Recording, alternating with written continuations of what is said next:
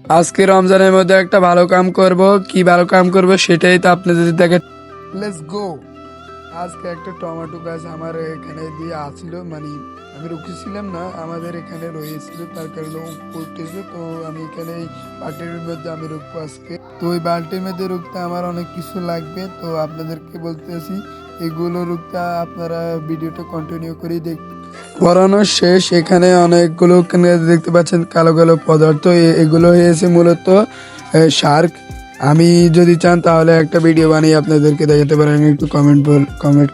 তার না দেরি করে আমি আপনাদেরকে একটা মাটি কোথা থেকে নেবে, এখানে মাটি নেওয়ার জন্য এই দুইটা জিনিস নিতেছি, একটা বালতি আর একটা কোদাল নিয়ে আমি কামটা শুরু করে দিছি, মাটি নেওয়া শুরু করে দিছি।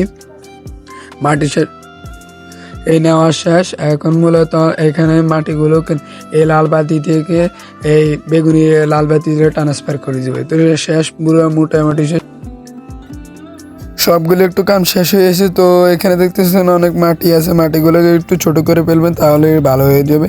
তো আর বেশি করতে নয় বলে আমরা আমাদের গাছগুলোকে রুকে নেব। তো গাছটারে আমি একটু রুকার আগে আমি একটা লাঠি নিব, লাঠি নিয়ে ভালো করে একটু ইয়ে করে ফেলবো। তো দেখুন, তো মোটামুটি আমাদের গাছগুলো। তো ভিডিওটা যদি ভালো লাগে সাবস্ক্রাইব করে দিন, লাইক করে দিন, বাই।